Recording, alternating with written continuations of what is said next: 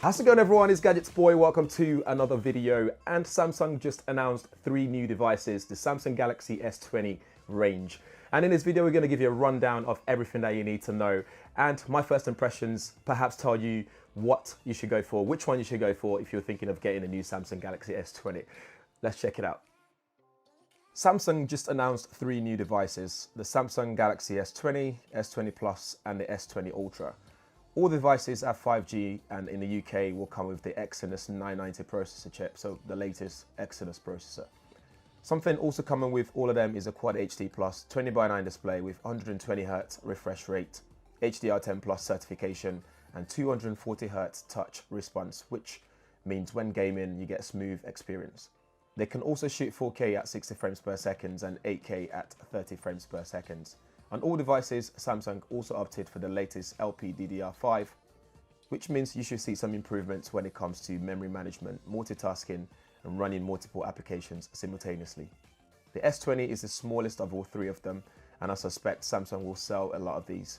It comes with a 6.2-inch Infinity O display, and you can get an option for 128GB storage with 12GB of RAM, or 128GB of storage with 8GB of RAM. On the back, you get triple camera setup, so you get a 12 megapixel ultra wide camera with f2.2 aperture. You got a standard wide angle lens, which is also 12 megapixel, but with f1.8 aperture and optical image stabilization. And you have a 64 megapixel telephoto lens at f2.2 with OIS as well. That zoom lens on the S20 can do 30 times hybrid zoom. On the front, you get 10 megapixel lens with f2.2 aperture, and the S20 has a 4000 mAh battery, which should last you all day. The S20 Plus comes with a slightly bigger 6.7-inch Quad HD Plus Infinity O display, and only available with 128GB of storage and 12GB of RAM configuration, which again you can expand if you need to. On the camera, you have a 12 megapixel f2.2 ultra wide angle camera. You got 12 megapixel f1.8 wide angle with OIS, and a 64 megapixel telephoto lens with f2.0 and OIS, and a depth vision sensor as well. On the front is a 10 megapixel shooter with f2.2 aperture. Like the Ultra, you have a space zoom, which basically means you get hybrid optic zoom up to 3 times, and a super res zoom, which is up to 30 times as well. For battery, you get a 4500 mAh all-day battery, which should last you again more than all day if you really use it on a normal average usage. Onto the biggest one, which is the main one.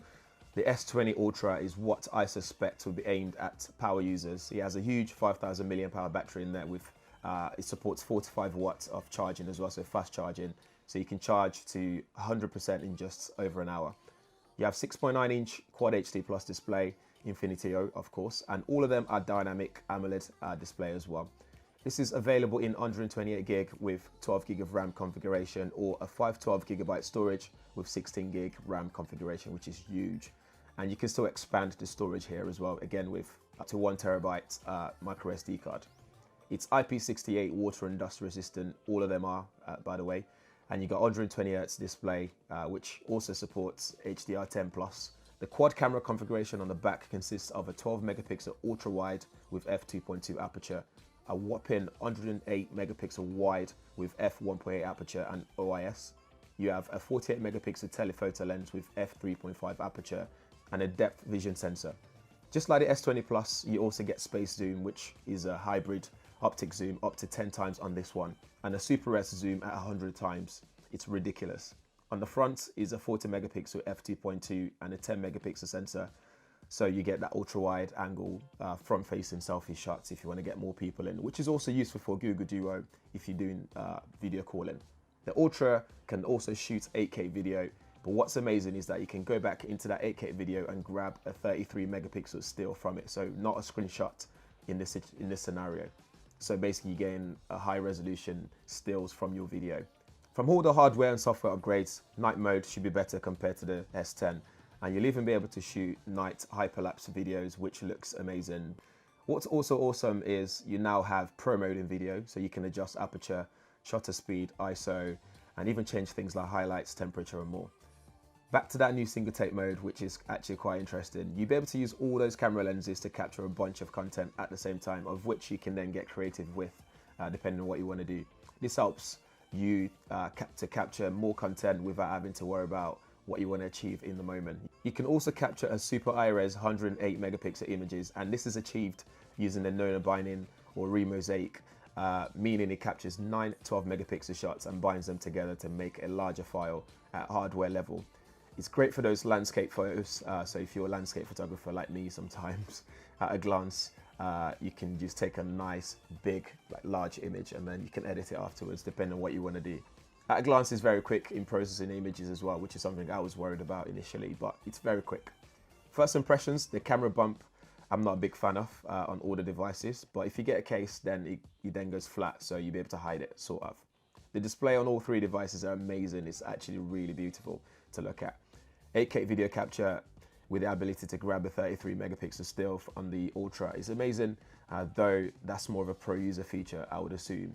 The battery capacity is very much welcome on the Ultra, although we need a real life test to see how that works. We all know what happens with Exynos devices when it comes to battery consumption. If you want the latest Samsung devices and a crazy zoom is not your thing, then the S20 is absolutely fine. The size is compact enough.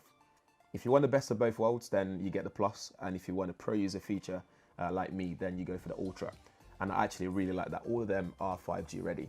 So Samsung has finally sent out invites for its Unpacked events in San Francisco. Of course, we'll be there. This, we presume, is for the Galaxy S20 line. Now you're wondering, why the S20 and not the S11? Because we had an S10 last year. Well, simply because Samsung decided it's a new decade, so we're going to the 20s, and also to showcase the jump this devices will have. Now in this video, I'll be talking mostly about the Galaxy S20 Ultra, and the Ultra is kind of a different naming nomenclature compared to what we had last year. So for reference, the S10e will be the S20, the S10 will be the S20 Plus, and the S10 Plus will be the S20 Ultra. And that's the device I want to focus on. The S20 Ultra looks like a behemoth of a device, and it's got a lot packed into it. Now, this dropped in earlier today from Max from XDA, stating some things that he's found about this device. It says the S20 Ultra 5G, talking about the 5G variant, will keep an SD card slot, so that's still coming back. That's actually good for a lot of people. And you will have variants in terms of storage from 128 to 512. And here's the kicker here. RAM going from 12 gigabytes to 16 gigabytes of RAM. That is a whole lot to play with. And you're thinking, well, not a lot of games might optimize this. Well, that may be true, but that means that your system should run really, really well. And that showcases the big jump we had from last year, where 12 gigs of RAM was the maximum for the Galaxy Note 10 device, and this time we're going to 16 gigabytes of RAM. So you can do more with your gaming, and you can actually basically run a very smooth system.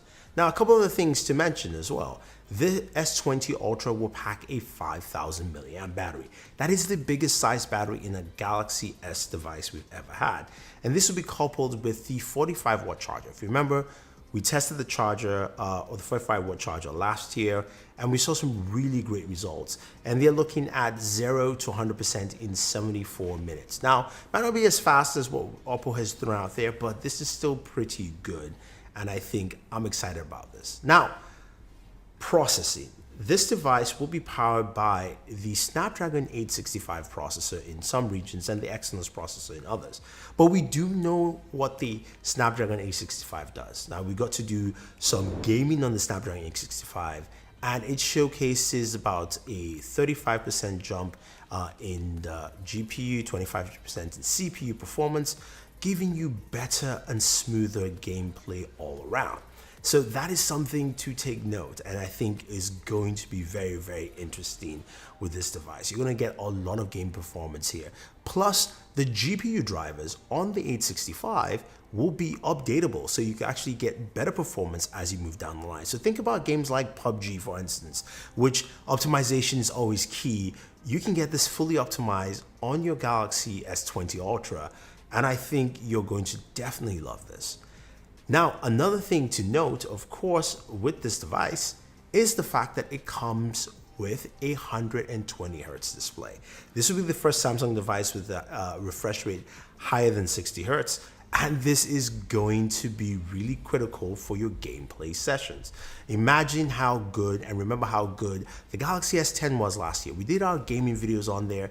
This thing ran really smooth, really well. But of course, having a higher refresh rate, again, matching what Asus has with the ROG displays, this is something to note. And you know, Samsung is going to make sure this is going to be probably one of the brightest displays on the market. So your gaming sessions are going to be really, really good on the Galaxy S20 Ultra, and you're going to get some really, really good performance overall. Now, there'll also be some new camera elements to this device as well. We do know that the S20 Ultra will pack the 108 megapixel sensor from Samsung, will have a 48 megapixel sensor for the ultra wide, and will also have a periscopic and a time of flight sensor. There's a fifth sensor which we do not know about, but I'm sure that will come into play as well. So it's going to pack a lot of camera features, which include 8K recording, which of course the Snapdragon 865 supports, and from indications it's going to be locked at 8K 30 frames per second.